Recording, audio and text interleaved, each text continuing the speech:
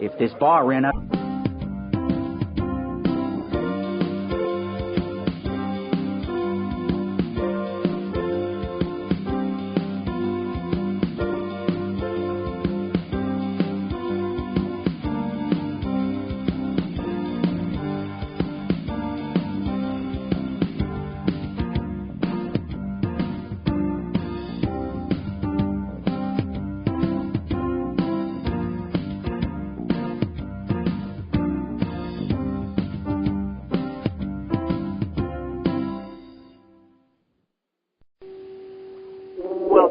Another episode of the Dawn of Shades.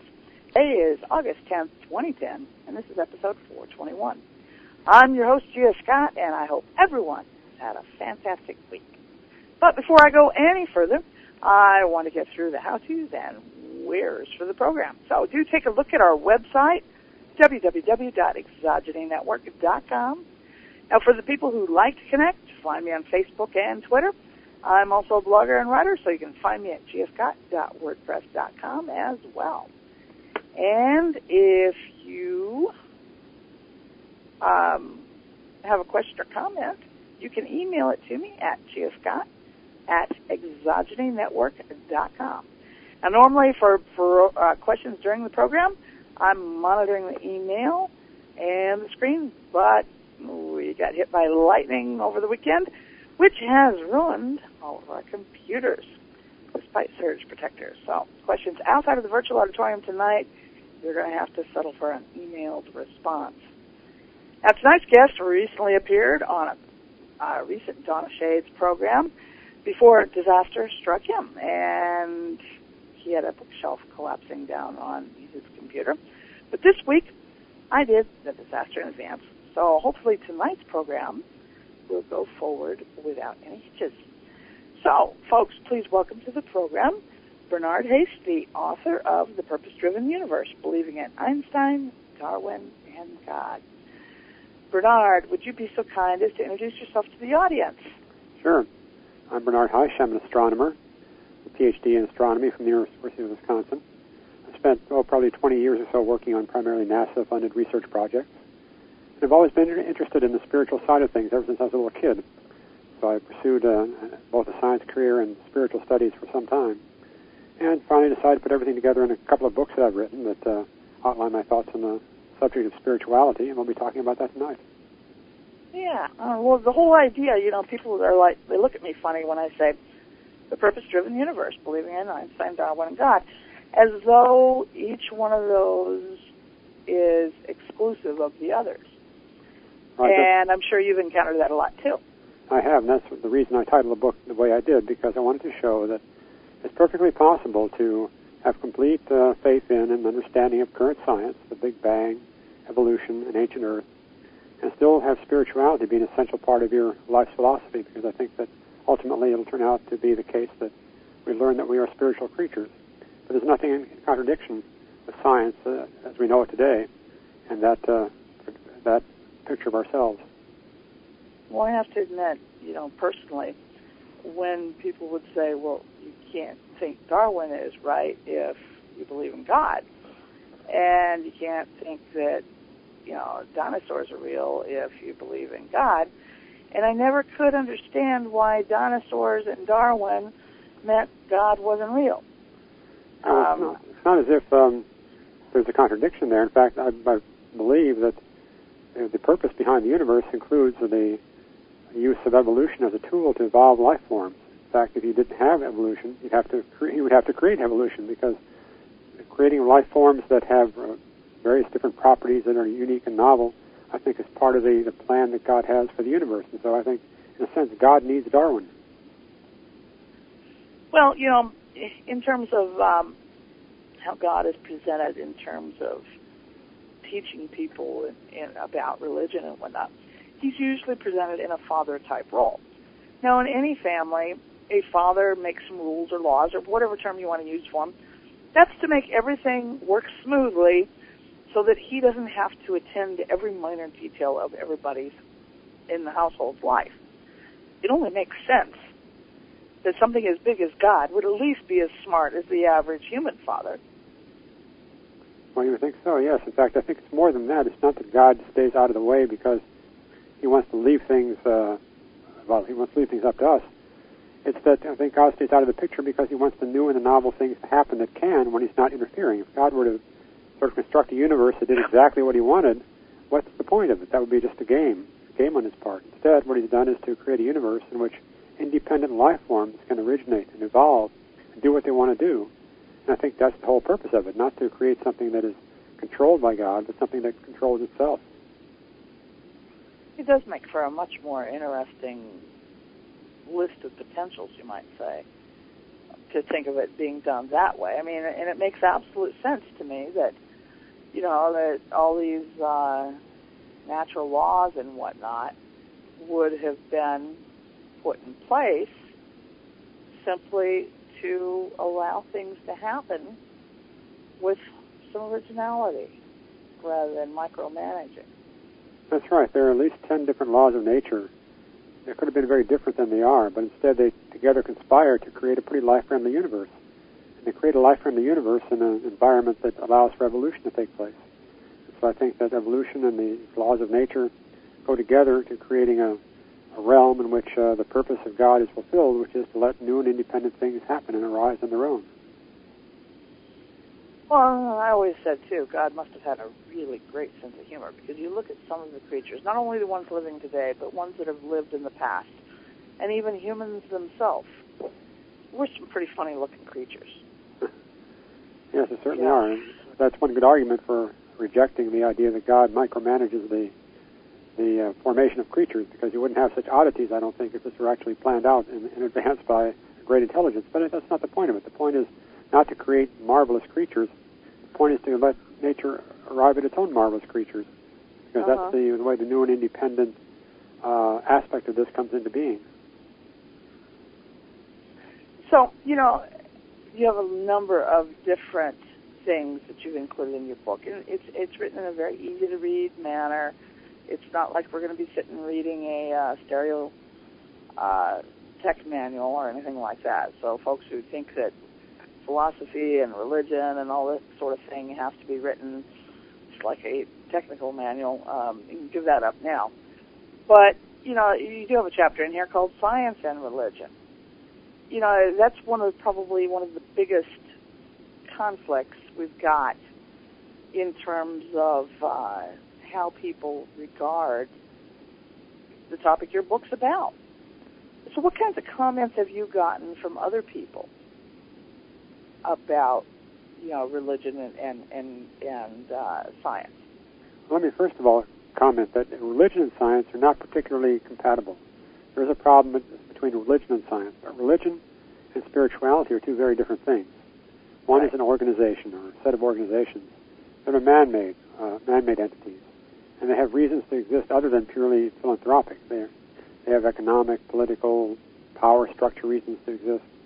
And so religions have a very mixed history and a very mixed rationale for existing. But that's very different than spirituality, which has to do with our own nature and the nature of God. And so I think the reactions I'm getting are that people are glad that there is a way to present science and spirituality as being completely complementary.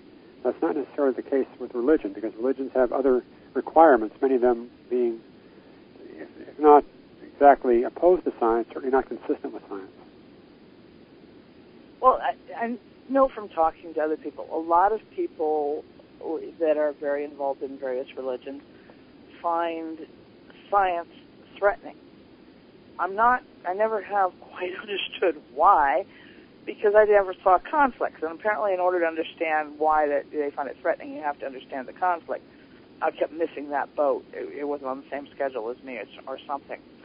Anyhow, you know, do you understand what the real conflict, why people find it so threatening? Well, I suppose it depends somewhat on how literally you take the Bible, because there are certainly things in the Bible that contradict science. For example, that's where the idea of the idea of an Earth that's only 6,000 years old comes from. It comes from trying to date history using the accounts in Genesis rather than using scientific radiocarbon methods and evolution of the universe and so on. So if you insist on taking those things literally, the Earth was created in 6 or 7 days, 7 days, that's about 6 days actually. and that it all happened about 6,000 years ago, well, then you're going to be in conflict with science, no doubt about it. Yeah, I guess all that was taken care of when I was a child and inquiring about such dates. And my mother's answer was, it's very possible that years weren't the same length then that they are now. And that was her answer. If it didn't, the Bible didn't fit the information from science, well, it could be a difference in how you counted a year, which is very true. We know that years have changed in length and whatnot over time. Calendars have changed. People are very involved in this Mayan calendar ending in 2012. And, there again, the calendar is far different from the calendar we use today. And so, I guess that, it still makes absolute sense to me. Their calendar may have been different than ours. But so, the time issue, that does create a conflict. As somebody who's been really involved in science, do you find that it's a very high percentage of people that find it really, really threatening? High percentage of people that find science threatening to their religious faith? Right, yeah. I don't really know. I don't really deal that much with people that would be of that mindset, because most of the people I know as friends and part of my family take a less than fundamentalist view of things. I mean, they take a more broad view of things. And so I don't really run across people too often that are so caught up in the beliefs that can be traced back to the Bible, say, that they have a problem with science and they talk to me about it. Most of the people I know are pretty... They do, I guess, what the Dalai Lama suggests that is the right approach. Dalai Lama said that if there's a conflict between the beliefs and the philosophies of Buddhism, what you do is first you would put faith in experiments. You would put faith in real scientific experience first. Second, you put faith in logic. And only third, in revelation. So the Dalai Lama has it right. If science comes up with some better explanation for things, as it has in many areas, that explanation really should trump the old religious dogmas, because it's more liable to be correct. Mm-hmm. Years ago I worked in tourism, and I used to give a science and history-based presentation to people. And on occasion, fundamentalists would somewhat find it threatening. And, I guess my response to them, because I wasn't in the field of, you might say, scientific evangelism, I would say you can take it as a story, and if you like the story, you pay attention to it. If you don't like the story, you don't listen. Yeah. There again, you can't go through the world changing people's minds. So, okay, you've got another chapter called The Perennial Philosophy. What would you say would be, like in that section, what would be the main idea that you're trying to get across to your audience? Well, the main idea is that there is a commonality among all religions. This is very well studied by Aldous Huxley in the 1940s when he wrote the book, The Perennial Philosophy. And he looked at the inner core teachings, oftentimes coming not from the organizations themselves, but from the mystics within the traditions. And what he did was to take various aspects of existence and nature of God and nature of man, nature of mankind, and he found passages from the writings of the spiritual teachers and the mystics in the different traditions that showed that there's a commonality of beliefs, that the same kind of beliefs permeate all the major religions. And that's where the truth is to be found, because obviously, if you have dozens of religions and they oppose each other and they say we're right and the other guys are wrong, well, pretty clearly they're probably all wrong, because you can't just have one right and have all the rest wrong. And so what Aldous Huxley tried to do is to find this commonality. And he summarized the perennial philosophy very well, both in terms of his own description of it and by giving the statements and the teachings and the wisdom of the people throughout the ages who've had mystical experiences and who knew what they were talking about. So the perennial philosophy basically says that the most important aspect of it is the statement, thou art that. And by thou, it means us, you, me, mankind, the other living creatures, and that is God, or as God would be called in Eastern traditions, Brahman, but call it God or the Godhead. We're the same stuff. We're made of the same consciousness. Our consciousness and God's consciousness are the same thing. And that's the primary teaching of the perennial philosophy. Okay, and you have another chapter called Staying Out of Heaven. And it starts off with a quote from Woody Allen. Eternity is a very long time, especially towards the end. Right. You know, and what's your main point in that particular chapter? Well, the point is, I would like to stay out of that kind of heaven. Now, when you picture heaven in a usual sort of stereotype sense, it's a little bit like Pleasantville. You know, it's a place where things are perfect. They're great all day long. And rain never comes, you know, during the daytime. I'm making jokes here, but it's a perfect world. It's a perfected world. Now, the idea of being in some kind of a perfected version of reality, where things are probably sort of like they are here, except they're perfect, so that you have no illness, no disease, no aging. It sounds good at first, but if you think about what it would be like to exist like that, not for 100 years or 1,000 years or 10,000 years, but forever, in that kind of a state, I think it would become a horror. So anything that you experience would be experienced over and over and over again, because if it's infinitely long, it's going to be infinitely repetitious also. And so the idea of that kind of heaven really scares me. And it's not a place I would want to go, but we have to come up with some alternative to that, and I discuss various alternatives in the book, but certainly that kind of heaven is one that gives me the willies.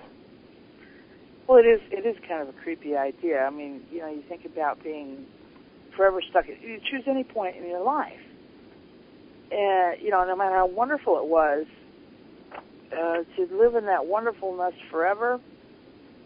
Yeah, it is. It's kind of creepy. It you know, it's like being sealed up in Tupperware or something. Let me give you an example of that. This is kind of funny because it's from the Outer Limits, not the Outer Limits, but the Twilight Zone, an episode from about almost 50 years ago, about a little crook named Rocky Valentine. It has to do with eternity. Rocky Valentine is a small-time crook whose life has been an uphill struggle amounting to nothing at all. One day he robs a pawn shop and kills the owner and a policeman. And just then he is shot, dead himself, by another policeman. Everything goes black for Rocky, but suddenly he apparently wakes up.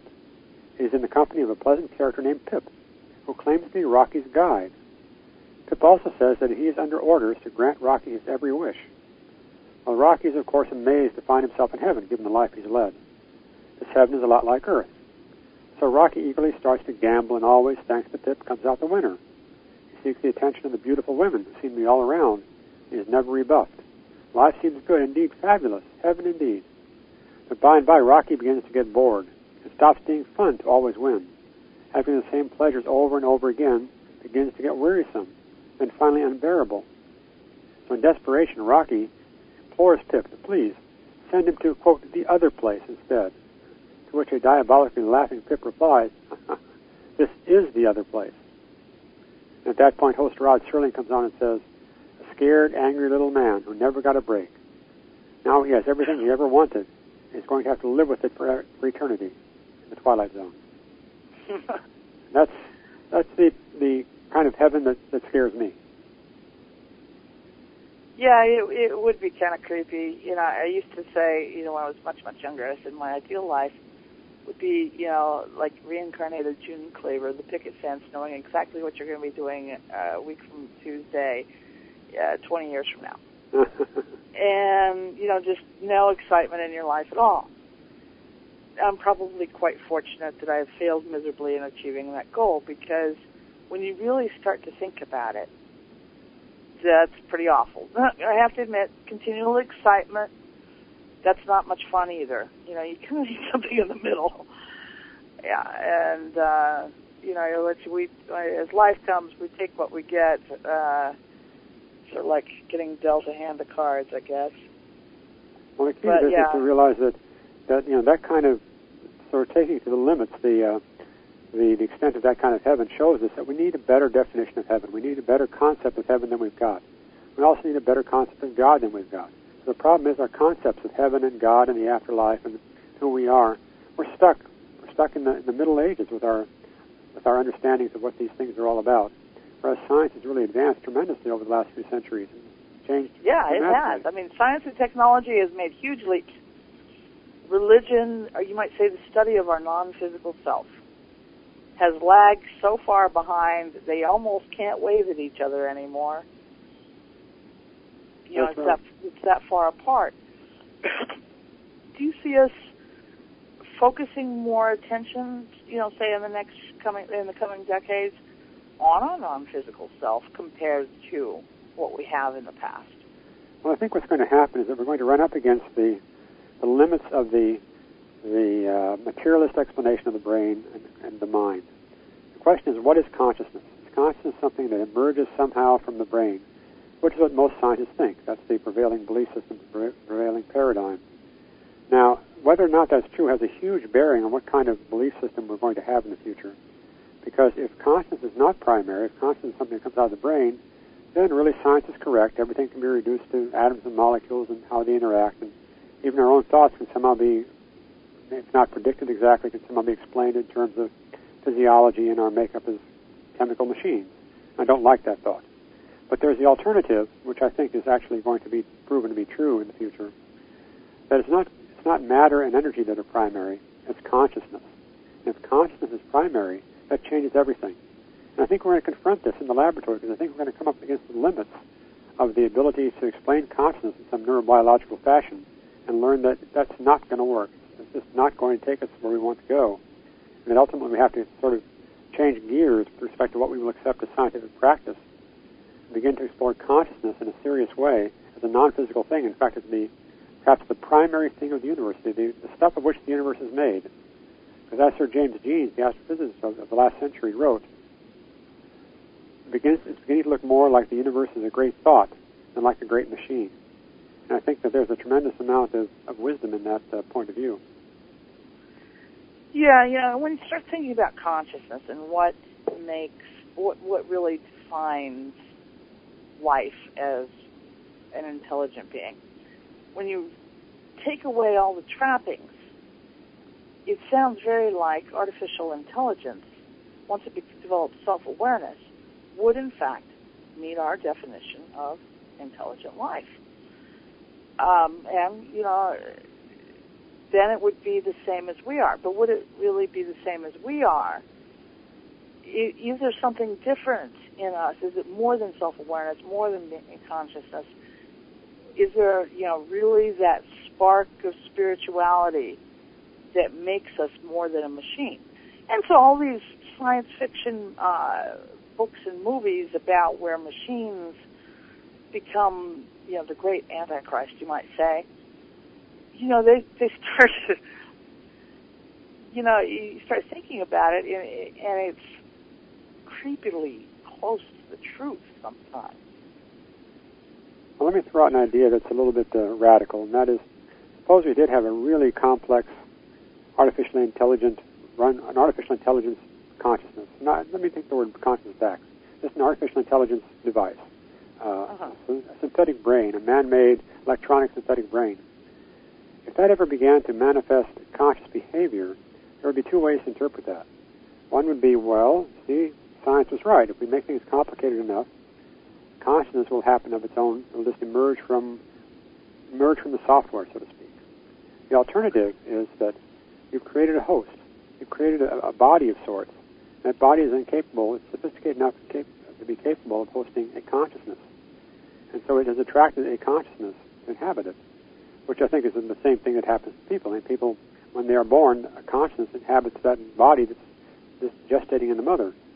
And so I think that even if an artificial intelligence device were to show consciousness, that wouldn't show for sure that it's arising from within, but rather could indicate that it's attracted to consciousness as a vehicle to experience, as a vehicle to have experience.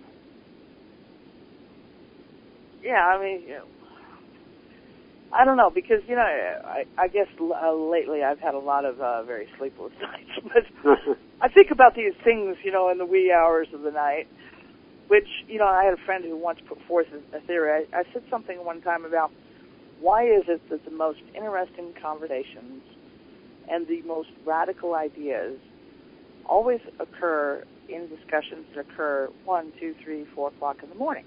Why can't we have them in the afternoon or some other civilized hour? And his response was, that's because everybody else in the world around you is asleep. Therefore, their consciousness is not interfering with yours. And I thought, okay, why not? I don't know why. Maybe sleep deprivation enters into it too, because it's true. When I talk to anybody, and they'll say, yeah, the best conversations do happen at really weird, odd, late hours. And, most of the boring stuff happens during civilized hours. But as far as why it's like that, I'm always open to new theories about why. Well, it is an interesting theory. I wouldn't want to comment on one way or the other, but it is an interesting theory. Yeah, it is interesting, and whether or not ESP plays any part in it, or group consciousness, or whatever, that could be debated, into the wee hours itself. But he was the only one that ever had an answer as to why these really profound conversations do happen at really inconvenient hours. Mm-hmm. I happen to be a person by nature tends to go to sleep early, and I would miss them, or I'm incredibly tired when they finally do occur. But yeah, it's one of those things that does make you kind of go, Mm-hmm.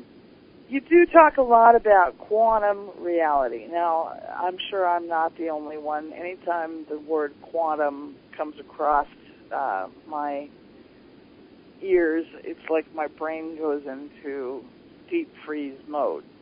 It really is. It's the most intimidating word in the English language, because everybody that explains it just confuses and muddies the waters even further. Do you have a quick and easy explanation for all of us?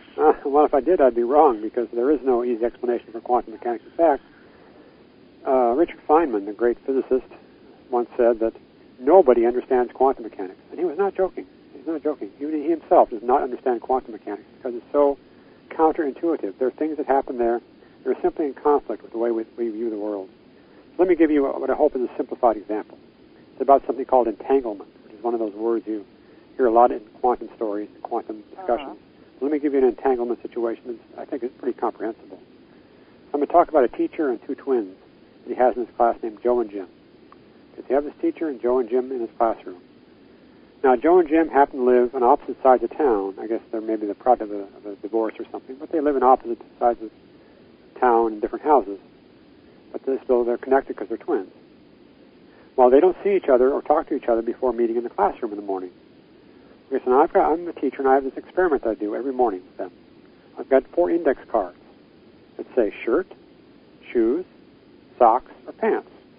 So before the twins arrive, I choose one of the cards at random. And it turns out to say socks. Okay, so I got socks as my index card for the day. Now, when the twins arrive in class, I look, and sure enough, they're wearing the same color socks. The shirts, the shoes, the pants may be different, or the same, doesn't matter. But if my choice of index card says socks, then the twins will always have the same color socks on as soon as I see them. Well, okay, I could have done the same thing with on another day. Took the card. The card might have said shirts. Well, sure enough, when the twins come to school, they'll have the same color shirt on.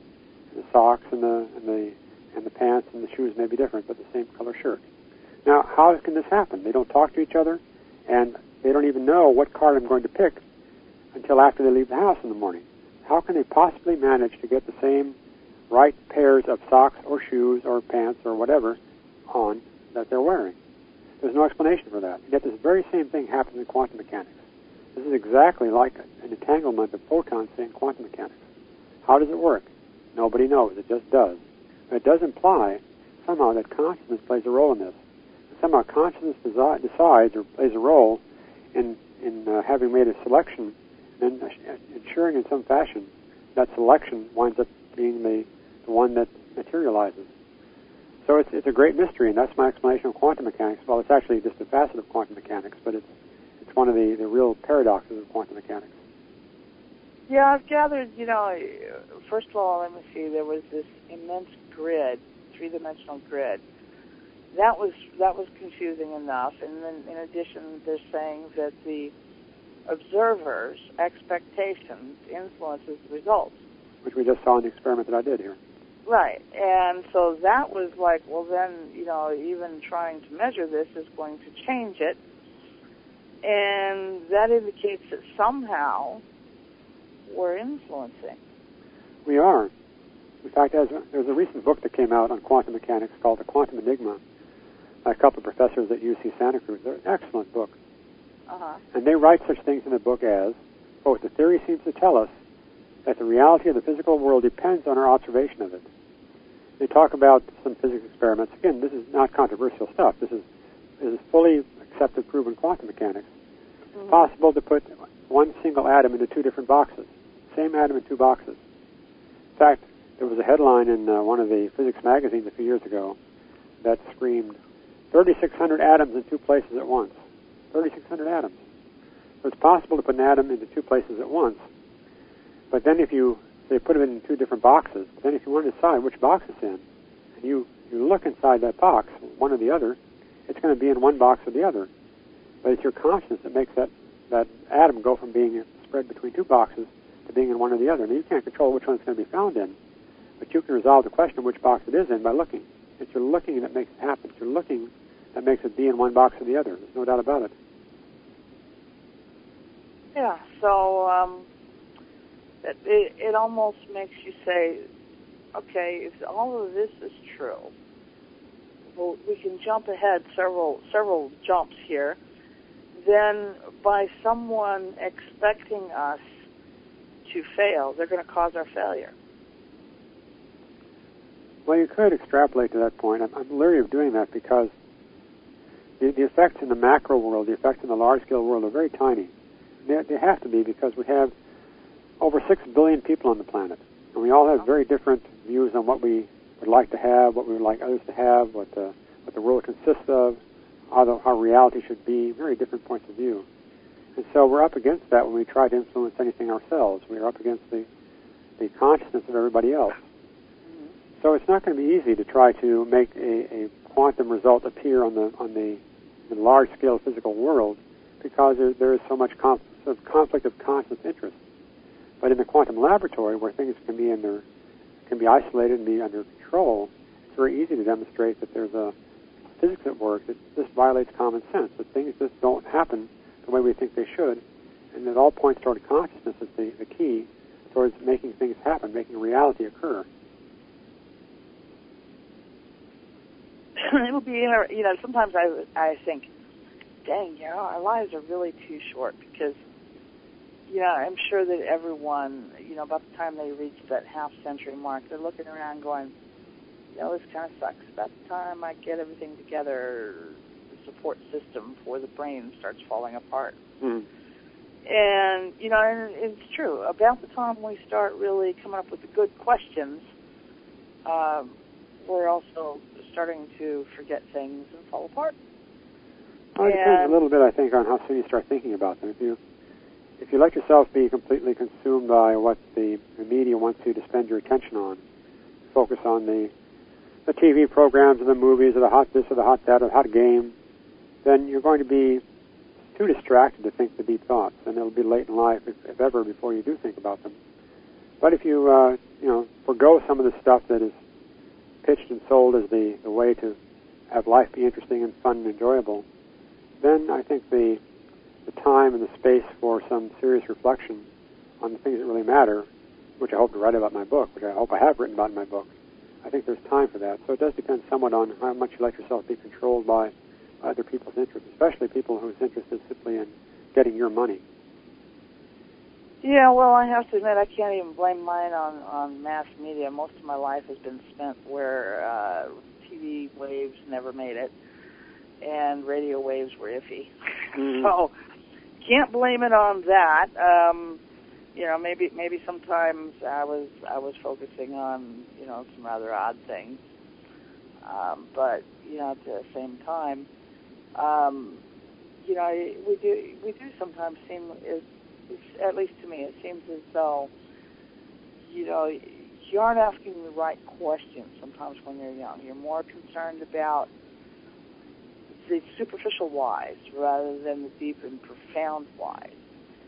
Yeah, because has been my favorite word probably since I was 3. If I was like most 3-year-olds, I've never outgrown it though.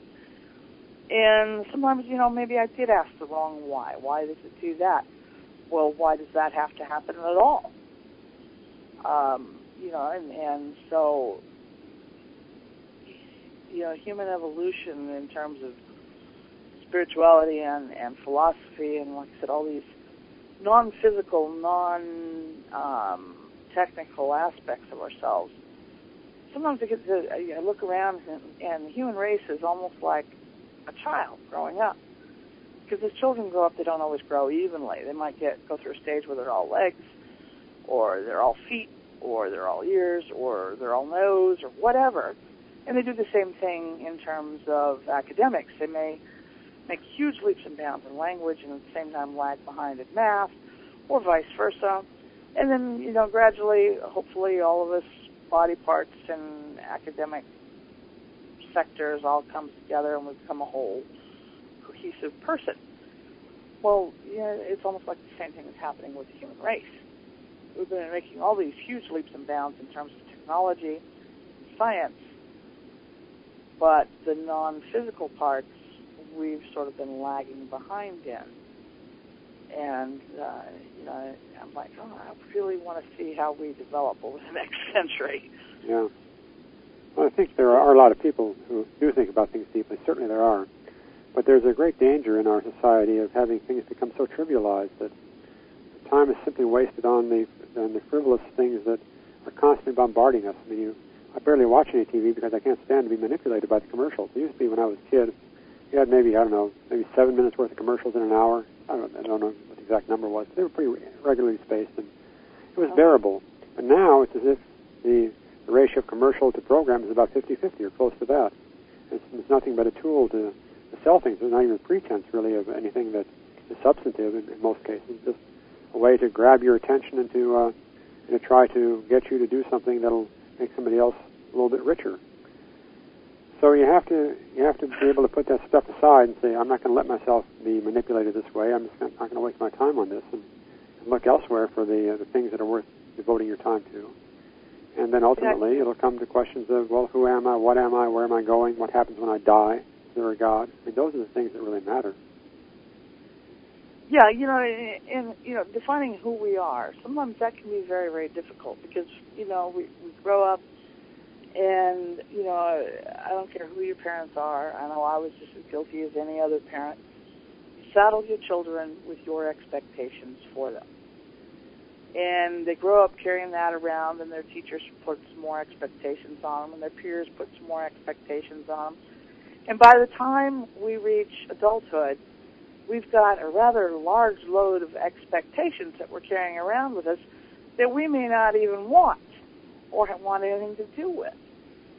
And it takes a little bit of time, you might say, for us to sort through that load and pick and choose and get rid of them. Yeah. And become who we really want to be or who we really are, however you want to put it. And, it takes a while. It takes a while. And I watch, my daughter's now getting closer to 30 all the time, and I'm watching her. She's picking and choosing, and is she exactly who I thought she was going to be when she was first born? Oh, no. But is she someone I genuinely like and find quite interesting? Definitely. But we do saddle our children with that load of expectations, along with everybody else. The same thing happened to us. Same thing to our parents, grandparents, etc., on back to caveman, I'm sure. Mm-hmm. And I guess part of the maturing process is learning what you're going to carry with you and what you are going to discard. Whether you're going to carry Einstein, Darwin, and God, or if you're going to pick up something else. Mm-hmm. Yeah. It's also important that when you're raising kids, that you be able to say honestly, I don't know. Instead of telling kids things that are some kind of an answer to, at least on the surface, answer their question, but are really posturing on the part of the adult. And that's not good. There are profound things that we all don't know. It's best to be able to say to a kid, I don't know the answer to that. I've been thinking about that, or I'm trying to find the answer to that myself, but not come up with a pat answer that then may stick the kid for years and years with a misconception. That could then inhibit his or her own abilities to think about things deeply for themselves. I used to often counter the question with a question, as in, what do you think? How do you think it works? Mm-hmm. And, I didn't necessarily give a pat answer. I guess I took that from people I considered far wiser than me that did often answer those deep questions with a question and left you to figure it out on your own, because some things really do need figured out on your own. Right. You, by taking what someone else spoon feeds you, you're really kind of taking the easy way out. Right. So what do you consider the most important thing in the last 100 years that we've made in terms of the human race, learned as a human race? Mm-hmm. Well, that's a tough one. In terms of things that really appeal to me, that excite me, that I think are milestones in human adventure, I would say for the adventure side of this, I would say going to the moon is the big one. And that's certainly, when I was in college and the first men landed on the moon, that certainly was something that really got my blood boiling. So in terms of mankind's technological achievement and his adventure, search for new knowledge, going to the moon is it. In fact, interestingly, what we did 40 years ago, we couldn't do today. We could not go to the moon this year or next year or the year after, even though we did it in 1969, 70, 71, 72. Couldn't do it now, which is kind of amazing and kind of sad that the capability that we had is one we no longer have. There are plans afoot to build a new launch vehicle, but in fact NASA has recently decided not to go back to the moon. This decision, of course, could change, but it decided not to go back to the moon, but maybe go to an asteroid or a comet. That'd be kind of fun. But anyway, back to the original question, in terms of exploration and technology, I'd say going to the moon. But in terms of the deeper things that matter ultimately even more than whether we go to another planet,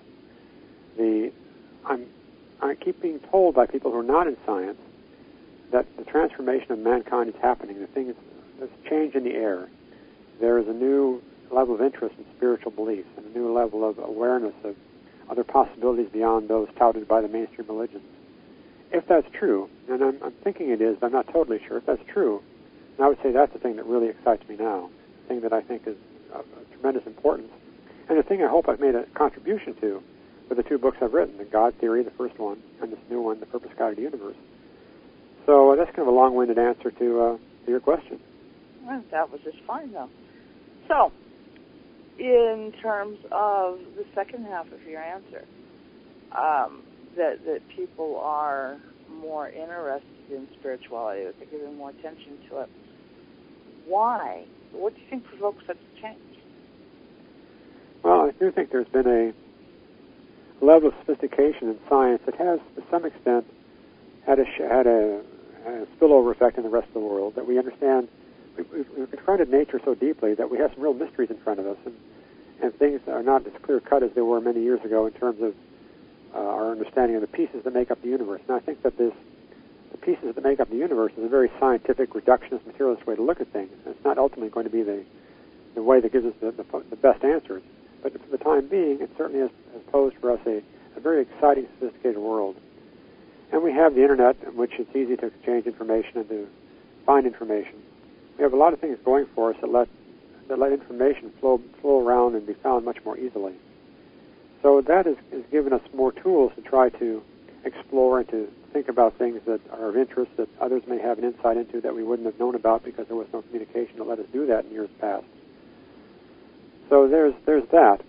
But it may be even deeper. It may be that there is sort of a built-in biological clock of sorts, a sort of an abstract biological clock in mankind saying, look, it's time to mature.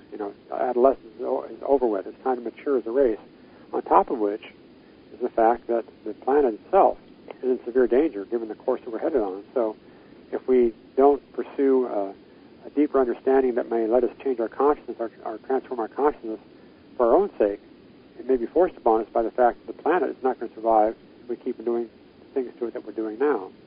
So there is change in the air. It's not always, unfortunately, not always for the best. I mean, I never would have predicted 10 or 20 years ago that we wind up in conflict with a Middle Eastern religion that is, some aspects of which are bent on destroying the modern world itself, at least philosophically speaking. I never would have thought that. It's a very discouraging thing. But there is change in the air, and I guess along with good change comes bad change. I hope that the good wins out over the bad. Well, there is a very old saying about you can never have construction without destruction occurring first, and that's very, very true. And we all know that even positive change is stressful and difficult. You see it in our own lives in a much smaller way. Even happy things like a birth or a wedding. Those are some of the biggest stressor in terms of life changes that you can possibly have. And yet they're supposed to be very positive changes. For most of us, we look forward to our weddings. We look forward to the birth of our children. So, yeah, it is tough anytime change comes along, no matter what kind it really is in the long term. Initially, it's difficult as we readjust. And we've looked at that. I live in the Gulf Coast. We've got that oil spill that's finally now apparently come to an end, and they can start assessing damages. How much has it damaged? Who knows? That's going to take a long time to answer that question. I had some friends that went out on the water this past weekend, and they complained that the water made them burn, and yet there was not supposed to be any oil there. It burned their skin. So, is there something out there as a result of the dispersants in oil? I don't know. I'm not, that's not my area of expertise. But that was what, I was told. So if it bothered them, what else has it bothered? Mm-hmm. And again, like I said, time will tell, because something like this has not happened to the degree it has happened this past summer. And so the saga goes on in terms of that. And, there again, that's one of the environmental issues that we're facing is the problems that we have with oil. And our lack of understanding really on how to deal with oil. Alternative fuels, that's a very important thing, but shifting to alternative fuels is going to be a very difficult thing to do, economically and, really in terms of technology for some of us. Yeah, that's true. Yep, I have to admit, electricity is a wonderful thing when it's controlled. When lightning strikes, yeah, yeah. Yeah, it can, there again, too much, too fast, too soon. Yeah. Your electronics will not like it. So we're about 7 minutes from a break right now. And so I don't want to get into anything too deep and profound before we get in a break, because 7 minutes isn't much time. But, with all these changes that we're coming up to and all these different groups that are forecasting doom and gloom and 101 different flavors, what do you think in terms of our potential for doom and gloom versus a orderly progression to 2014 or 2013 or whatever year? Well, the first one to get over with is 2012. And I see nothing heading our way from 2012, but there's a lot of mythology about something happening in 2012, but not one bit of fact that I've heard yet. Things like the planet Nibiru heading our way. Well, that's not really possible. We would have spotted it by now. If it's too far away to spot, there are reasons that I could go into that demonstrate that it couldn't possibly have been in our solar system all along anyway, because its velocity would be all wrong. So that's a total urban legend that there's a planet headed our way, and lots of other urban legends associated with the whole 2012 business. So let's put that aside and say there's nothing. It's sort of like reliving the Y2K problem all over again. Nothing happened. When midnight came, January 1st, 2000, nothing happened. Very good, nothing happened. And I think nothing's going to happen on December 21st, 2012 either. So I do remember with Y2K about March or so, I lived in the sticks in Arizona. We had a little phone company with outdated computer equipment. And they did have a Y2K incident, but it occurred like in March, and it just shut down all the phones. Mm-hmm. And it took them a day or two to get it all fixed and new computers and whatnot. Yeah. But that was my Y2K. My phone didn't work. I had no Y2K at all. I just went perfectly smoothly from one millennium to another. Yeah, well, it shocked me because, you know, the Y2K thing was like old news. It was like something to wrap fish cups in. And, you know, it came March, and out of the blue, you know, we got bit by the last Y2K glitch there was, I guess. Yeah. But, you know, yeah, I agree with you completely that this is really looking a whole lot like the Y2K stuff. And I figure anytime now we're going to start seeing advertisements for only $99.95, I can save you from the end of the world. Probably so. It's been done in the past. Oh, yeah, yeah. The Y2K, we don't know how many people bought how many kits to survive the Y2K. And they range in price from $29.95 to much, much more money. Yeah, that was big business that year, $19.99. Yeah. As to what can happen beyond that, you know, there are all sorts of things that could. We are certainly stressing the planet's environmental abilities to be a healthy environment. We're certainly stressing the planet. There's no doubt about that. Whether that's going to trigger anything catastrophic, I think is unlikely. I think it's more likely that we're going to keep pressing and pressing on it until it becomes more and more evident that we're creating problems for ourselves. I mean, just like that oil spill. I mean, it's not a catastrophic thing. It's a very bad thing, but it's not a catastrophic thing. It's sort of those things that will keep happening, and perhaps they'll accelerate. I don't look to any one event that's going to be the planet-wide, this is the end of the world, or the change in the world, or whatever it's going to be, event. I don't think that's going to happen. At least there's no indication. There's no reason to believe that it would. No, you know, I've heard a lot of people predict that we're going to have an awakening of consciousness. I guess some cosmic alarm's going to go off. Okay, that's the only thing I can figure out. I don't know what's supposed to inspire it other than a cosmic alarm clock. And who knows what that could be. I mean, that's not impossible. We could have, you know, impending disasters of all flavors, or we could have even the receipt of a radio signal from a distant planet that appears to be intelligent in origin. That might be our wake-up call. That would be terrific. I would love that. Yeah, that would be great. You know, and you know, all sorts of things could happen to be our cosmic wake-up call. But in general, it doesn't take a rocket scientist to say we're going to have change in the next few years, because we've got economic pressures, we have political pressures, we have environmental pressures, we have all these things leaning on us, and just like a chunk of stone, you can only crunch us so far, and we're going to start pushing back. And it'll be interesting to see how that all comes out. That's probably the big 2012 thing. I would say that those pressures are more likely to cause an end than the Mayan calendar is. Well, one thing is for certain that we have what are approaching to be too many people on the planet. I mean, one of the reasons that we have this kind of destruction that we're seeing in Pakistan and in China of the landslides and so on caused by the flooding is because things have been built in bad ways to house people that more people than the planet, you know, can really handle. And that problem is simply growing by the day. It's not something that's going to be catastrophic at any given moment, but it's just growing. It's becoming worse and worse. It's like a disease that's gradually progressing. So we have to do something, but we don't know exactly what or how. I suppose we can know what. I mean, it would be reducing the population of the planet using, you know, some humane philosophies. But it's not going to be something dramatic, but it will be something that keeps developing and will eventually become a crisis just by the sheer momentum of it. Yeah, you know, a reduction in the population and a reduction in our impact on the planet are obviously important considerations.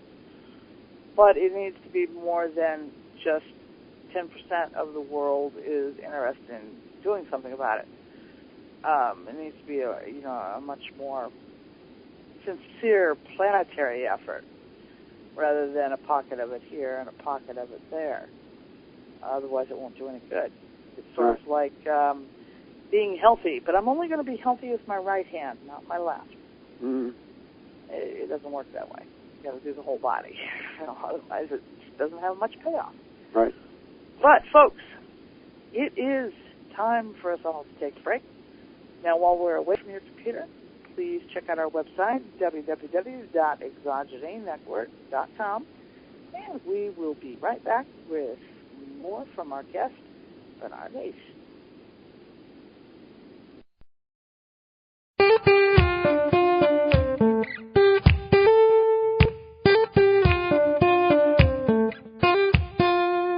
You don't know how you met me, you don't know why you can't turn around and say goodbye. All you know is when I'm with you, I make you free and swim through your veins like a fish in the sea. I'm singing, follow me, everything is alright.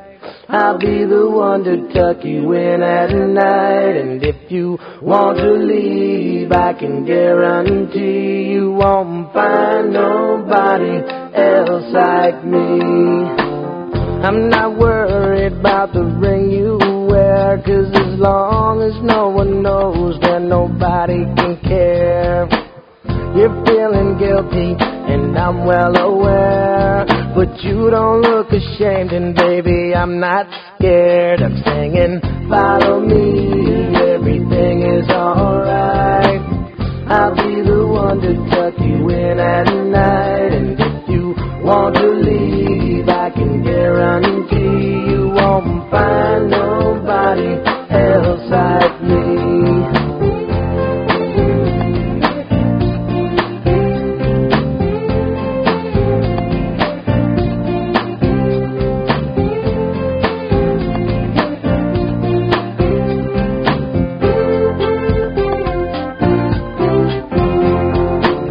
Won't give you money, I can't give you the sky.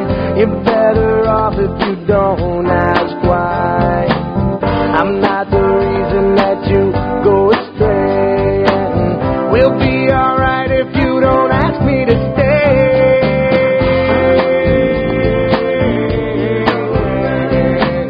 I'll be the one to tuck you in at night, and if you want to leave, I can guarantee you won't find nobody else like me. Don't know how you met me, you don't know why you can't turn around and say goodbye. All you know is when I'm with you, I make you free and swim through your veins like a fish in the sea. I'm singing, follow me, everything is alright. I'll be the one to tuck you in at night. And if you want to leave, I can guarantee you won't find nobody else like me. I'm singing, follow me, everything is alright. I'll be the one to tuck you in at night. And if you want to leave, I can guarantee you won't find nobody else like me. Singing, follow me, everything is alright. I'll be the one to tuck you in at night. And if you want to leave, I can guarantee you won't find nobody else like me.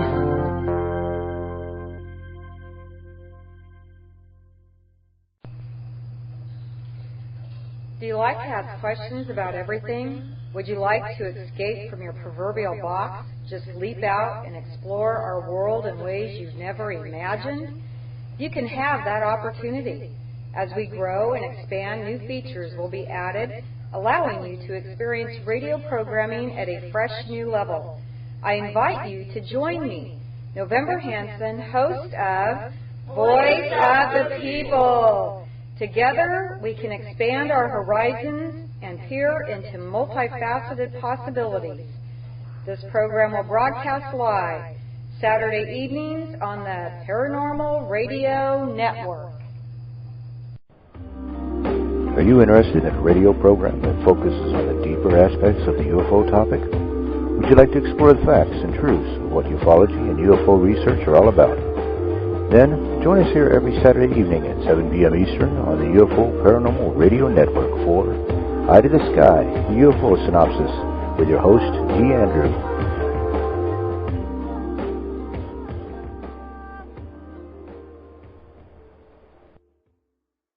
Hey! Hi there. Got your attention? I'm Gia Scott, and I was curious what you were doing from 7 to 9 p.m. Central Time on Tuesdays. See, I host this really interesting little radio program that airs live then, and we bring in all sorts of guests. Authors, experiencers, and everything in between. It's paranormal and guaranteed to make you go, My guest list is always up at www.giascott.com, and do tune in to the Dawn of Shades from 7 to 9 p.m. on Tuesdays.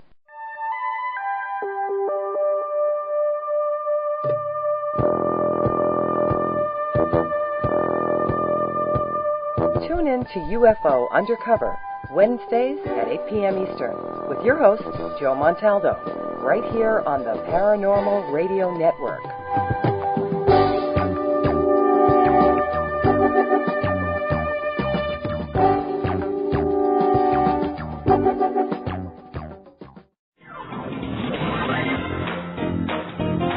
Light up your night with The Kevin Smith Show. Hi, this is Kevin Smith. Join me Monday through Friday right here on the Paranormal Radio Network.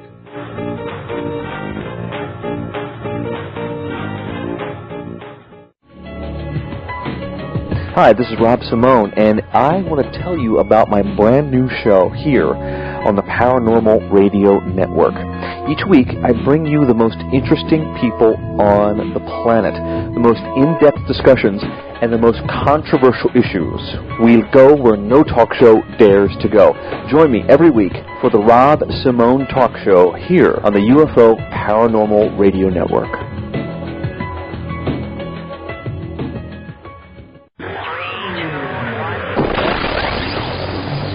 Are you a fan of the unknown? Do you constantly watch the skies, wondering if there's something out there in fear of things going bump in the night? Whispers Radio brings you headfirst into the world of the paranormal with the latest news and interviews with the paranormal elite. With hosts Jordan Klein and Nick Queen, you are sure to be consumed in the world of ghosts, UFOs, cryptozoology, conspiracy theories, and the unknown. So check out Whispers Radio every Tuesday night, 6 to 8 p.m. Eastern, 5 to 7 Central. And give us a call, 1-866-514-1600. Visit us at www.whispersradio.com.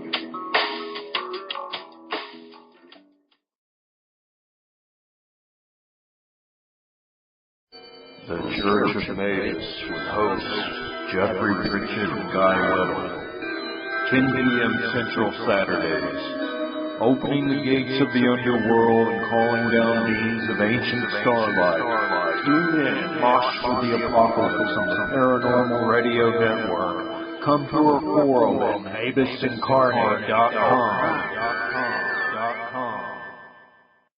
A radio program that looks at the UFO topic from a fresh perspective. Sound interesting? Then join us here on the UFO Paranormal Radio Network every Friday evening at 11 p.m. Eastern, 10 p.m. Central for The Joyner Report, hosted by journalist and researcher Angela Joyner.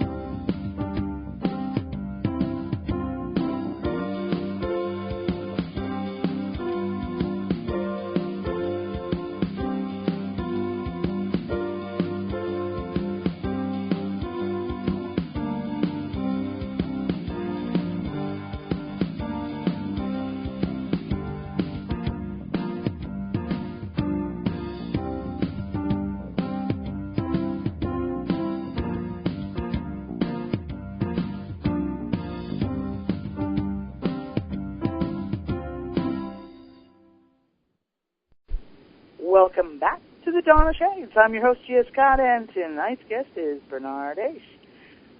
Bernard, before we start on talking about anything, would you please give the audience the title of your book and where to buy it and your website and all that? All right, the title of the book is The Purpose-Guided Universe, Believing in Einstein, Darwin, and God. And you can get it by going to any bookstore or Amazon. And I also have a website. Go to thegodtheory.com. That's thegodtheory.com. And there's some discussion of the book. The preface of the book is there, the table of contents, and also for the previous book, The God Theory. And also a couple links there that you can push to take you to Amazon to go ahead and buy the book if you like. Okay.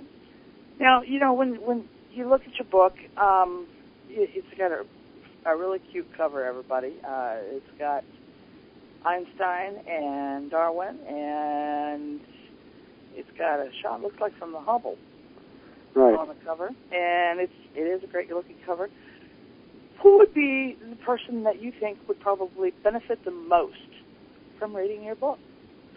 Well, I'm aiming this towards a middle audience. There's on one side, the skeptics, the debunkers, the ones who take the view that God is an outmoded idea, that science has disproven that God exists.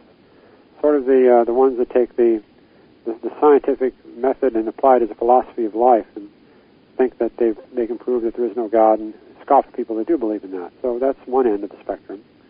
The other end of the spectrum, of course, are the people that have very intense beliefs. In many cases, they're fundamentalist beliefs. And the problem there is that those beliefs are oftentimes riddled with dogmas, and our group is right and the other groups are wrong attitude prevails. So that's the other end of the spectrum. So between the professors and the preachers, there's a vast middle ground of people who are smart, who are looking for something to believe in, and are told by science, well, don't look to religion to teach you anything because we've proven that that's an old-fashioned way to look at things. On the other hand, they're put off by the dogmas of the religions, and so they don't have anything that would give them a sense of an overarching purpose for their lives. What I proposed is a book that talks about a possible purpose, not just for the universe, but for each of us individually. And I think there is a great purpose behind the universe, and one that translates into a great purpose for each one of our lives. And it's that vast middle ground of people that are caught between the professors and the preachers that I'm writing for. Well, that probably covers the vast majority of the population because, most of us aren't at either polar region, you might say, but we land someplace in the middle. And that really is the person that is probably going to get the most benefit from reading your book. What provoked you really to start writing not only this book, but the God theory that you wrote before? Well, only a few decades of thinking about things. As it turns out, I was, ever since I was a little kid, I was fascinated with the idea of becoming an astronomer and being a priest. And so I pursued both these things together when I was a kid, going to a school called the Latin School of Indianapolis, which taught us the subjects we needed to go into the seminary, which I did. I went into a seminary for a year called the St. Minor Seminary in Arch Abbey in southern Indiana. Then dropped out of there, the priesthood route, and went exclusively into the world of science. But obviously the thoughts about what reality is about, who we are, whether there is a God, whether that God is compatible with science, how the things I know about the universe mesh with the things that I'm looking for spiritually. These are thoughts that never went away. One of the best ways to know what you believe, to solidify your thoughts, is to have to write them down on paper, or on your computer, actually. I don't really write on paper anymore. I write with my computer, but the same thing, of course. Right. And so actually, it's easier. I recently had to do the paper thing because of the computer and the lightning incident, and I discovered that we don't write in longhand very much anymore, and it was an agonizing and slow experience. It is, yeah. My handwriting's gotten terrible over the years. It's gotten worse than recently. But, having to write these things down on the computer is a great way of knowing what I really thought. And so I realized that I did have something to contribute to the world because of my unique background as both an astrophysicist and someone who's come from a religious background, but as a skeptic, someone who's come from a religious background enough to take it seriously, but also with enough science in me to know what sounds right and what sounds phony. So it's that perspective that I want to present to the world as literally a public service. I mean, I did this, if you believe it, as a public service, writing both these books. So that was the motivation. Uh-huh. And, what ultimate goal do you see with the book you wrote most recently? When somebody reads it, what is in a nutshell, what's the message that you're hoping that they hear? Well, the message that I'm hoping they hear is that, look, the universe is not simply a random product of fluctuations. There's a purpose behind the universe. Now, I don't prove that, of course, because you can't prove that. In fact, there is, and I state in the book that there is, an alternate explanation to what I propose, and that is that a universe which has many special properties. This is the key thing, actually, behind this book and the first one. The universe has a number of key properties that are conducive to the origin and evolution of life. You can explain that away if you want to. If you want to say that that's all explained by the fact that there must be many, many other universes that are all different from ours, you can take that point of view. And that's the one that's taken by a number of scientists that have written books on this topic. But I think it's equally likely, and perhaps even slightly more likely, that if the universe has these special properties, it does so because it has an intelligence behind it. And that intelligence behind the universe, then, can be investigated philosophically. And I think that there's a sensible reason why such a great intelligence would create a universe. And that is to have experience. And experience then comes from the living creatures in that universe. You, me, the plants and animals that are here, the aliens that must be elsewhere. We all are really God manifesting itself, herself, itself, and this physical reality, and experiencing what it's like to live in physical reality. I think that's the whole point, is for God to experience what it's like to exist in physical reality, for God to have taken some of his abilities, his potential, and actualize that in the universe, and then come live in that universe. So what I want the person to go away with from this book, after having read the book, is the idea that, yes, there's a purpose in my life. There's a purpose behind the universe and a purpose behind my life. The purpose is to know that I am really a spark of God, and that I am giving God experience as I live. And that's the purpose of my life. And someday I will be rewarded for that. Not in the kind of heaven that's the sort of heaven we talked about earlier, the heaven that the Woody Allen would not want to be in, nor I, but a different kind of reward, which we can talk about. Yeah, well, there's also the vision of heaven where you're hanging around on fluffy clouds playing a harp for eternity. Yep, that would not appeal to me either very long. I'd be a terrible harp player. Yeah, not only would I be a terrible harp player, I've never been really crazy about harp music. I'm in real trouble. Oh, I guess you are, yeah, because the harp seems to be a big deal up there. Yeah, sort of the wing thing, yeah. and I'm afraid of heights. I don't think I'm going to like that very much. Well, I think we certainly need a better concept of heaven, a better concept of God. If we do have a better concept, I think that will probably allay some of the scientific animosity towards spirituality, because one of the things that science is reacting against is the nonsense. I mean, there's some outright silly beliefs that people hold that don't make any sense, especially to scientists, and that's a real roadblock. That's really a good reason for scientists to say, look, don't bother me with this stuff. It's nonsense. I'm busy. Send me an email. Well, often when you look at the religious conflicts, which there again, that's different than the spiritual ones that you see, but the religious conflicts that we have in our world today, it looks like a bunch of kindergartners having a game of, my God's bigger than your God, and can beat your God up. Very similar to, my dad's bigger than your dad, and he's going to beat your dad up. Yeah. It's no different. It's still very childish and narrow-minded, and all the things that we really come to despise over time as we mature. And it's that immaturity that I think science most despises and really associates with religions in general, and therefore spirituality.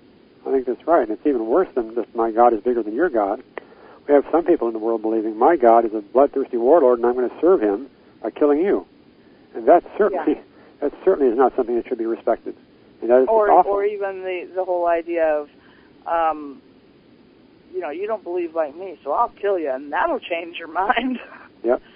That too, Yeah, even so-called religions that preach peace and turning the other cheek will often resort to that. You don't believe like me, so you're bad, and I'll kill you, and that'll change your mind.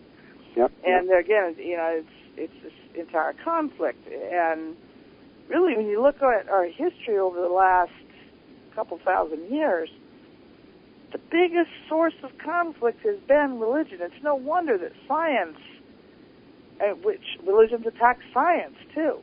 It's no wonder that science really has no time for religion. Yeah, I don't blame science for not having time for religion, because there is, as I said, so much nonsense and self-contradiction. But unfortunately, that does not mean that we shouldn't try to understand our true nature as spiritual beings. I think whether science likes it or not, we are spiritual beings, and that's not part of the scientific worldview now, but I think it will be eventually, because ultimately science will expand to include such ideas, because it has to, because if this is part of our reality, it's going to be something we study. If we can apply some of the scientific rigor to studying it, we may actually make some advances. But I think we certainly are spiritual creatures, and we have to come to terms with that. And we can come to terms with that best if we kind of free ourselves from the religious preconceptions that we have, the religious mythologies that still hold sway over millions of people in the world. Well, maybe it's time we sort of step back and say, who is God to me, and what does the whole idea of God really mean to me? Right. So often we just take the pat answers supplied by formal religions, and I listen to people parroting these ideas, and I question whether or not they're even hearing what they're saying. Because surely, if what you're saying, you thought about it, you'd be questioning your own actions. I mean, people are not questioning things that they, or say mouthing phrases from the Bible that really, to a person who's not schooled in that way of thinking, would provoke a reaction such as, I don't know what you're talking about. I don't know what this means. How can you say these things? Well, even a lot of the times the things that they're parroting have nothing to do with the Bible and everything to do with some very human, just as human as you or I, person who came up with an idea and may even have had dubious reasons to do so. Yes, yes. And, there again, religions are created by man, for men. Yes. So, it's very questionable in my opinion. And it wouldn't be the first religious uprising that we've had. When you look at history, far beyond the lifetime of Christianity and Islam, there's been changing of the guard in the past with religions, even in very pagan times. And, in the New World as well. There have been times when religions have been violently overthrown even. Right. And, there again, it's just another facet of the human nature. We have this apparently hardwiring to have religion of some sort.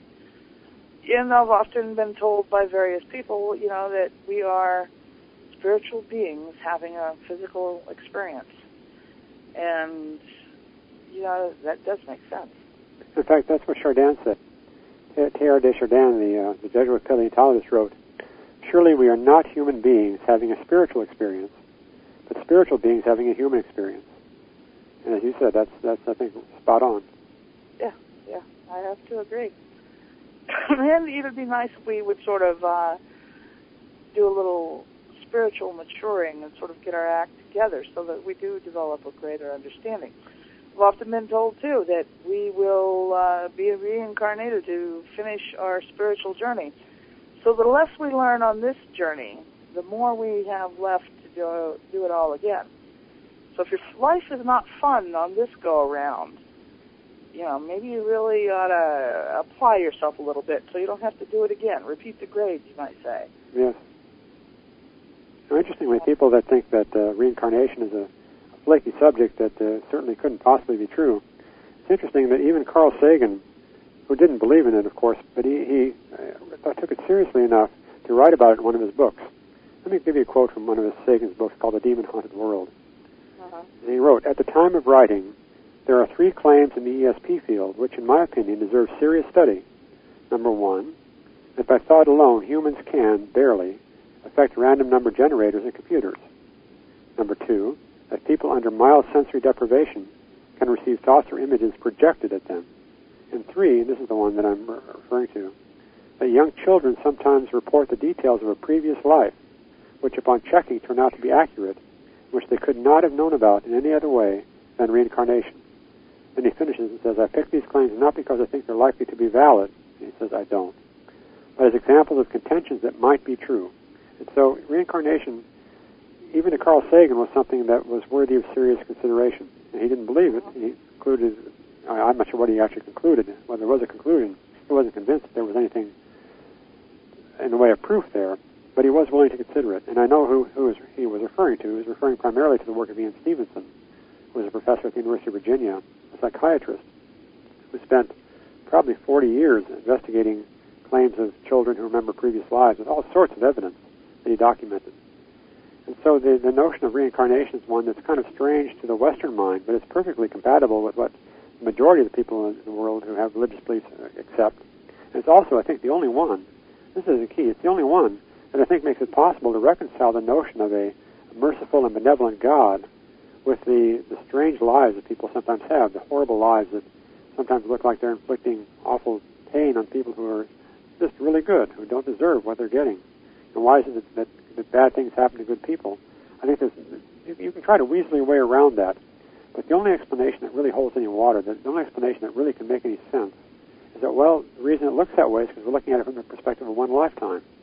Look at it from the perspective of many lifetimes, it may be a perfectly rational and perfectly understandable state of affairs.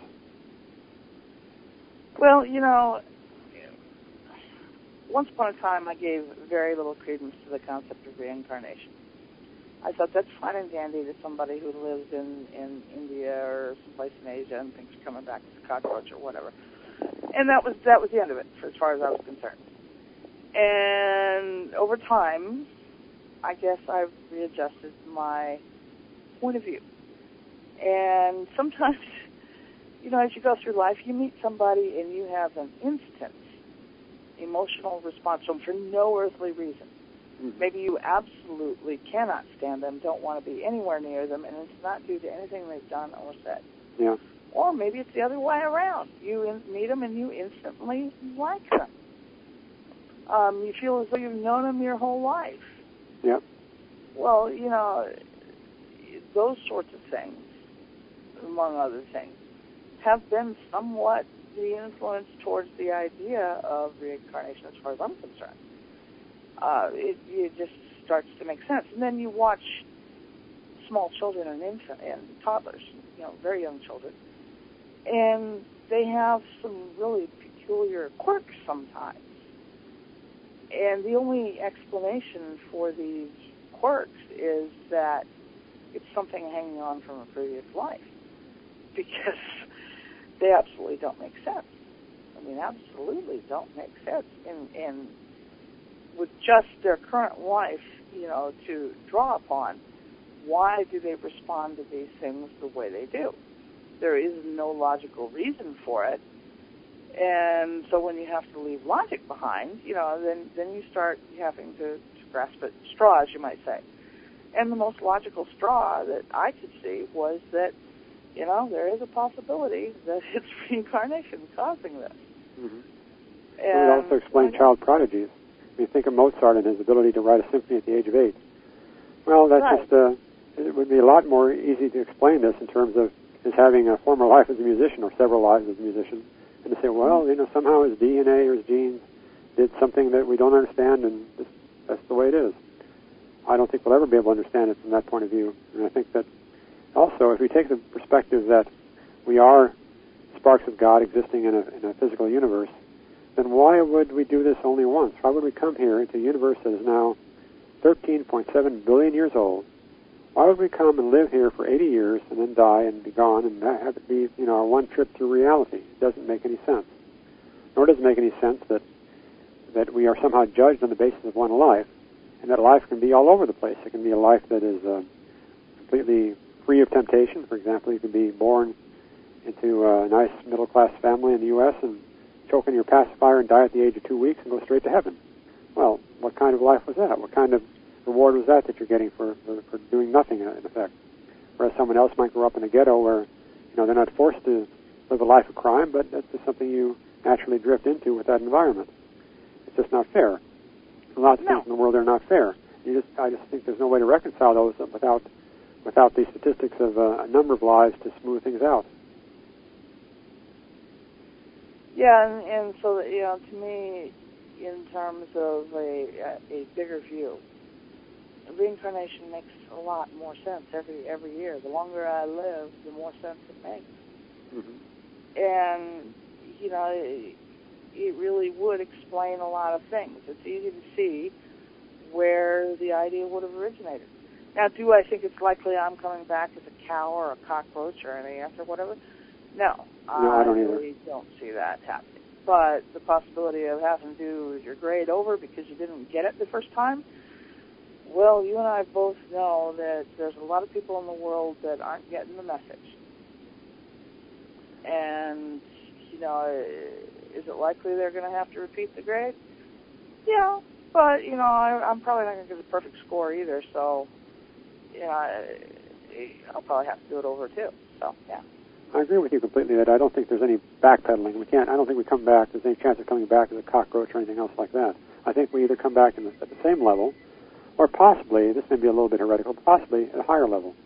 It's possible, I think, that there are other, as an astronomer, I'm quite certain, without, of course, saying I believe it totally, but I'm quite certain statistically, there are lots and lots of other civilizations out there in the universe. There's got to be. Because we live in a universe that has 100 billion galaxies, 100 billion galaxies. Each of those galaxies has maybe 100 billion to several hundred billion stars on average. That's a lot of stars. And if there are planets around many of them, that's a lot of planets. And so there are lots and lots of places where other civilizations can arise. And the universe is probably full of life, full of alien civilizations. And I think it's possible that if we've completed our journey here on Earth, that we've learned the lessons we can learn in this environment, that we can move on to some other alien civilization where we're born into that. That I believe is a possibility, but not backsliding into the form of an animal or a plant. Yeah, and I have to agree with you. Now, I do have a question from the auditorium, and that question is, what do you think of the voice of God being in the form of light? The voice of God in the form of light? Uh-huh. Gee, that's toughy, because I don't think of light in terms of a voice. Well, I know that's a question I've, often asked more in rhetorical terms, but, what does the voice of God sound like? I've often questioned, these prophecies and visions and whatnot. What's the source of them? Where does it come from? Where does precognition come from? Where does clairvoyance come from? And what does the voice of God sound like? Well, now, some mystics say it's a very quiet little inner voice that they hear. It's not a big loud thing, but an inner voice, quiet little inner voice that barely makes it through the noise of our ordinary everyday thoughts. Yeah, it's just, that's been my rhetorical question of 2009/10, I guess you might say. What does the voice of God sound like? I have pretty much gotten the consistent answer from most people that it's a quiet little inner voice. And, I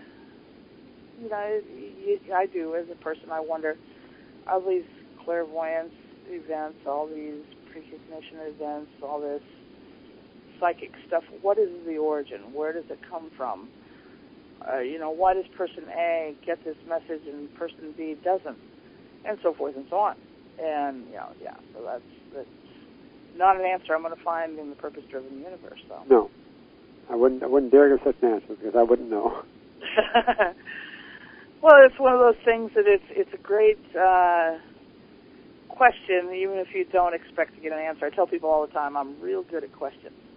Answer part, nah, but questions I'm getting much better at. Well, having the right question is oftentimes better than having the right answer. Having a good question. A good question can lead you in all sorts of good directions. So the questions are really important. Well, and there again, too, sometimes it's in how you ask the question, because I often tell a story about my son. I had a babysitter who loved gossip and juicy tidbits, and she had been pumping my son for information. And I go to pick him up one day, and she says, "Who's Crawdaddy?" And I'm thinking to myself, it must be a joke of some kind. I said, "I don't know, who's Crawdaddy?" And she says, "Well, Joshua says, Daddy." I started laughing because 3-year-olds have this little, especially that particular 3-year-old, had this little habit he would tell you whatever just so that you leave him alone, to go off into his own world again. And so I said, Joshua, where does Crawdaddy live? And he happily informed us he lives under the water. It's just sometimes in how you ask the question, too. If you don't ask the question in the right way, you're going to get an answer that doesn't make sense. Mm-hmm. Mm-hmm. And just like in asking your computer a question, if you don't phrase it right, things are becoming a little more intuitive now than they were, 10 or 20 years ago. But if you don't ask the computer the question in the right way, you're not going to get an answer that's of much use to you. That's correct. And humans aren't much different. We're a little more sophisticated. But if you don't ask the question the right way, it can be misunderstood, or the answer is not going to be the one that you're looking for. And all of that is really kind of disruptive to good communication. So I suppose being good at questions might not be a bad thing. Mm-hmm. So in the terms of your book, going back to that, you talk about multiverse or creator towards the end of the book. Where do things stand? Right. And what do you mean there?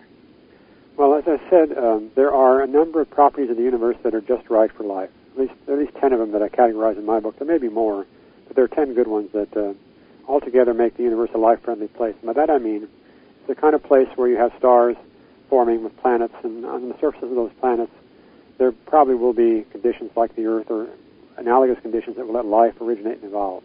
So it's pretty clear that if some of the laws of physics were different, we wouldn't have stars or planets, and we wouldn't have the kind of universe where sentient beings can arise. So that's the universe. Now, there's a way to explain this. If you really want to exclude God from this, if you really want to say, well, look, this looks special, but it's not really, we're going to explain it away and show you everybody that all this apparent good construction of the universe is really nothing but an artifact. It's just a question of statistics. You can say, well, there may be many, many other universes that we can't see. And they may all be different from each other. There may be universes with different laws of physics than the one we have here. In fact, there may be infinite numbers of other universes. If that's the case, then of course, this universe is not special. It's just one of many. It's just one of an ensemble. It's going to be the one we live in because we would never have originated anywhere else. So of course we're here. We're here because we couldn't be anywhere else. And that's acceptable. You can believe that if you want to. And that's the point of view taken by some recent books by, for example, Sir Martin Rees and the Stanford physicist Leonard Susskind. They wrote books that took that position. And that's okay. It's a good explanation. It's credible. It's believable. If you want to believe it. But I think it's equally likely that if the universe has these properties that make life possible, that is the purpose behind the universe, that the laws of nature are not just random. The laws of nature are literally the ideas of a great intelligence. As Sir James Jeans wrote, the universe begins to look more like a great thought than like a great machine. And so taking that perspective, our universe is special because there's a purpose. That purpose is the one that has the life forms originating and evolving on the surface of the planet, and that those then become the hosts by which God experiences his abilities, his potential, his capabilities. And so that's the difference between the multiverse and the view that I present, which is the one that was probably the intelligence behind the universe that is the cause of it. The multiverse reminds me of the whole multiple dimension thing, which has always given me headaches as well. I'm told about these multiple dimensions and you give a specific number of these other dimensions that I can't see. And a lot of times, by the time they're done explaining the multidimensional world to me, I've concluded that I'm really looking at the Emperor's New Clothes, because they're telling me all about something that nobody can see. Well, how do you know it's there? You don't, actually. You're talking about string theory and many other dimensions that are necessary to make string theory work. And these dimensions they're mathematical constructs. The whole theory is a mathematical construct.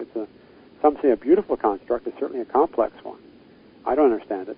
And in fact, I would say most physicists don't understand it either. But it's a small community of physicists that are doing research in the field. But the mathematics behind it, requires certain things, such as extra dimensions, and that's fine. But at this point, there's not one shred of physical evidence that any of this is true. There's not one In fact, there's not even an experiment that's conceivable at this point that we could carry out to make a measurement that would test it one way or the other. We don't have the energy to do that. We don't have the facilities to do that. In fact, the difference between a string, as it's conceptualized in string theory, and an atom is about the same as the difference between an atom and the universe itself. It's a tremendous range it's a tremendous range down in size from the atom to what's postulated to be a fundamental string. So it's a very interesting theory, at least to some, but I think it's overrated in terms of an explanation that for why the universe is the way it is. Well, like I said, people tell me about it, and I sit and I listen, and I think about it, and I get a headache, and I am certain that I have just been given a very long-winded explanation of the Emperor's New Clothes. Well, in that case, take 2 aspirin and read the God Theory, and read the Purpose Guided Universe. Well, the God Theory, at least, the Purpose Guided Universe, they make sense. And I don't feel like maybe with it's that inner voice, is saying, this sounds like snake oil, or this sounds like the Emperor's New Clothes, or whatever. It's saying, I tend to be somewhat skeptical. I don't swallow everything that's passed my way. I'm willing to try new things, especially as long as they're non-threatening. I've even had a photon adjustment, and I have to admit, when the photon adjustment was done, I really wasn't sure what had been done. It didn't hurt, but it didn't seem to do anything that I could tell. I was told my photons were an adjustment, but I didn't. For me, it wasn't there. I just didn't get it. And I've had other things done that even when I didn't believe in it, it had a noticeable long-term or mid-term sort of effect. So I have to say that did something. I had a photon adjustment done. I've had dowsing to help with my allergies. Well, even though I didn't think that somebody dangling a bullet on the end of a chain, 1,500 miles away from me was going to have any profound effect on the rather severe allergies that I had, I have to admit, a week ago I ate a slice of lemon pie, and I had melon this past weekend. And, once upon a time, I could not have done either one. So it did have an effect, even though I didn't believe it was going to work. So, is it scientific proof? No, but it's proof, I guess, enough to suit me as a person. And so, I've experimented with a few things, and some I say, I think that's snake oil. And some I said, well, I thought that was a good idea, but it doesn't look so good anymore. So, yeah. Well, I think we're connected in ways we don't fully appreciate. We were talking earlier about the entanglement experiment, where the twins wound up picking the same shirt, or the same color shirt, the same pants, the same shoes, without even being aware of it, but having to do that because someone else is going to make a measurement to see whether that happened, and so it has to, by quantum laws, has to work out. So there's a deep connection there that we don't understand, and it's not out of the question that we're connected in ways that transcend space and time, that somehow, if consciousness is the basis of reality, as I truly think it is, then the connection between you and me, or you and someone else, or halfway around the planet, may have nothing to do with the physical distance. There may be a connection having to do with our consciousness, but it's irrelevant to space and time, and it's not bound by space and time.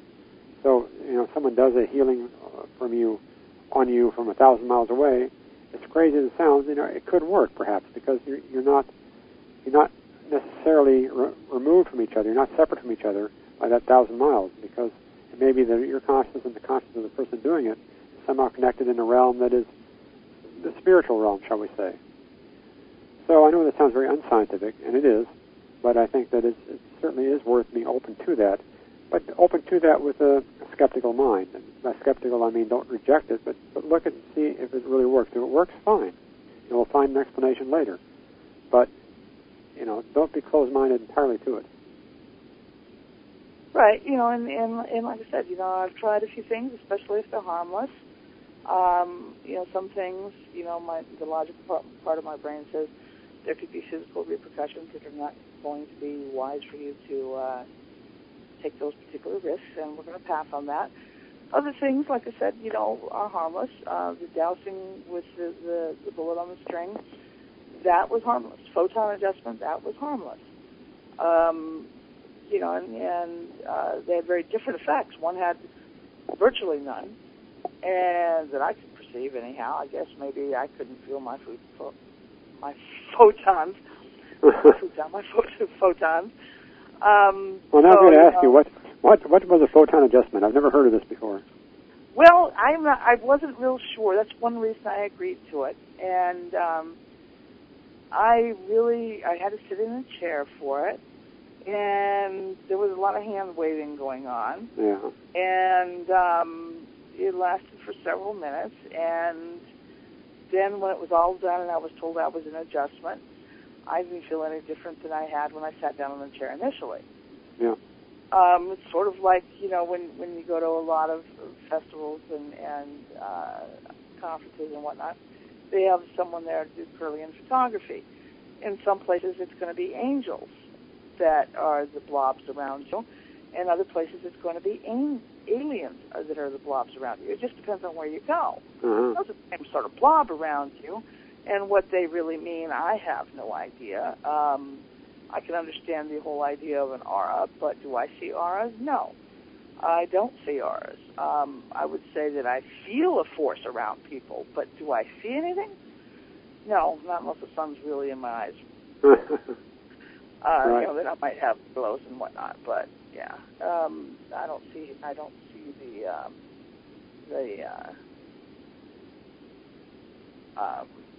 I forgot the word entirely. I don't see people's auras anyhow, and I understand some people say they do, and I cannot say A or nay, because there again, how many times do you feel someone walk into the room with you? Is it their aura, their life force, whatever name you want to stick on it, you feel something radiating from a person, whether you want to call it their aura or whatever. Some people have a very positive force field or whatever you want to call it around them. Some people have a negative one. Some people, when they walk in the room, you know instantly that they're ill or they're unhappy or that they're potentially dangerous or whatever. What is it? Is it psychic? I don't know about that. Is it a very real response? Yeah, and it probably dates clear back to mankind's earliest days, because if you had someone walk up on you, they could be friend or foe.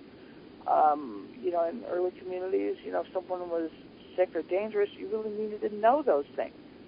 So there again, we can blame it all on Darwin. It's all his fault. Right. So yeah, it's many things that I guess the way I always looked at it, many things that we regard as mumbo jumbo or potentially paranormal and whatnot, eventually our science and non-physical knowledge are going to come together enough so that we truly understand how this works and why it works. I think that's true, but also in some cases it's going to be that we look at mumbo jumbo and we find after investigating it that it's still a mumbo jumbo. This is true. But that's, once upon a time we thought the world was flat, and once upon a time we thought the world was at the center of the universe. Yep. Now we know neither one of those things are true. Yep. Now we just think that mankind is the center of the universe. Just act that way. Yeah, and that our needs are most important. We all know that we're somewhat guilty of that. Some of the foolish choices that civilization has made in terms of our environment and our choices in civilization. It would be nice to say that in the coming decade, as the world as we know it ends in 2012, that the reason it ends is because we move on to better things in terms of our relationship with the planet. Mm-hmm. Well, just so any late listeners don't get the notion that you were talking about 2012 seriously, we did cover that in the last episode, the last segment of the program, and I see nothing in 2012 that has any potential for being real. I mean, I see no threat whatsoever coming up. No, and that's been true with every psychic I've talked with, everyone who has explored the whole idea. The end of the world in terms of big boom and black, we all go out into one on. No, none of them see that. Changes, they all see. But, you know, you can talk to an economist who says changes are coming. You can talk to a political science expert, and they're going to say change is coming. So saying that change is coming is not exactly a psychic statement. That's right. That's right. And, you know, another question I had pop up was about solar flares in terms of the purpose-guided universe. You know, I'm not sure exactly where they're going with that, other than, you know, we do have a prediction about, we have a more intense series of solar storms and flares coming in the next cycle.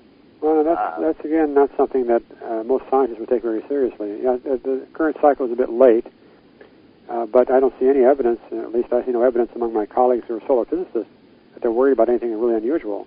It's again one of the urban myths that is going around, that there's this tremendous change on the sun, and I'm not aware of that, nor any of the scientists that I know that study the sun are aware of that. So I'd say that again is it's like the myth that goes around about every other year that sometime in the fall Mars is going to be so bright, so big it'll look like the full moon. It's nonsense. Mars is never that close to the Earth to demonstrate a disk the size of the full moon. Not even close. But I missed that rumor entirely. I'd have been, you know, out there waiting with my sunglasses, waiting for my Mars tan and stuff. Actually, I never had heard that. Although the Nibiru thing, I remember when Y2K was coming, Nibiru was coming to call then too. Oh yes, Nibiru. And when Nibiru didn't arrive on schedule, the story began to shift and change until it became a brown dwarf star. And I'm like, you know, I'm sure somebody would have noticed one drifting into our neighborhood. Yes. You know, and it was something you exactly hide. You know, and it is not something that I'm anticipating. You know, Nibiru could be many, many things besides just a great story, but it's not a brown dwarf star, and it's not a planet in imminent danger of colliding with ours, or I don't know how they supposedly got from one planet to another, but they made it sound like they popped off of one, literally. Like I said, it was a great story, but it really doesn't have much basis in reality. No, there isn't any basis in reality in the Bureau at all. There's nothing that I'm aware of at all. In fact, the whole story breaks apart if you look at it in terms of celestial motions. It doesn't work out, because even if there were such a planet, it would have to be so far away at this point that we haven't spotted it yet. Well, that means it's got to be out around the orbit of Uranus, Neptune, Pluto, or else it would have spotted it by now. But if it's that far out, it wouldn't be able to get here in time, because we know how fast it can possibly be moving. It can't move faster than a certain speed, because if it did, it would not have been part of the solar system. It can't just move an arbitrary velocity and stay part of the solar system. It would escape from the solar system. So we know what the maximum velocity would be, about the same as the outer planets. So since we haven't spotted it and it can't get here from being any closer than it can possibly be, then it doesn't make any sense. It's not going to arrive in two years, because it ain't there. Not even if they hook up a jet engine, huh? Nope. Well, shucky darn. Here I was planning on having some Nibiru cabbage. Mm-hmm. Yeah. Well, actually, I'm being, somewhat facetious, I guess, about that. But, the stories do get rather ridiculous, and they actually prey on people's limited knowledge of how things work. Yes. And when you hear things like that, folks, do a little bit of research, because it doesn't take very long, and you can actually get a number of opinions, and then listen to that little inner voice that says it's snake oil or it's the Emperor's New Clothes, because it just might be. And, your intuition isn't usually all that far off. Yep. And if you want to send somebody $99.95 so you can survive 2012, you can send it to me, and as long as I survive, you can survive. And there again, I'm joking, because there is going to be a definite increase in people selling ridiculous kits to make sure that you survive the end of the world. Right. And if it's the end of the world, your survival kit really isn't going to do you much good unless it includes a spaceship. Mm-hmm. And then I don't know where you're going to go. But we are running out of time. So, Bernard, would you tell everybody where your website is and the titles of your books again? And the title of the book is The Purpose-Guided Universe, Believing in Einstein, Darwin, and God.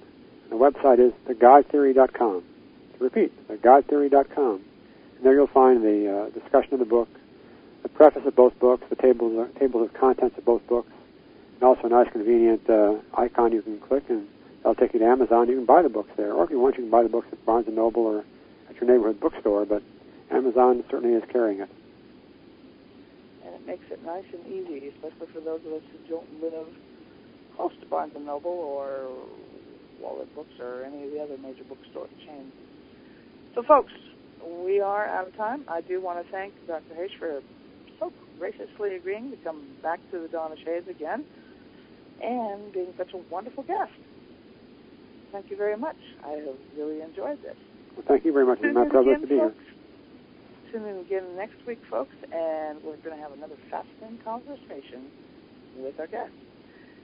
I have enjoyed the program tonight very, very much, and I hope all of you have as well, and that it's provided you with more illumination for finding your personal truth. With that, we're out of time. I'm your host, Gia Scott, and good night.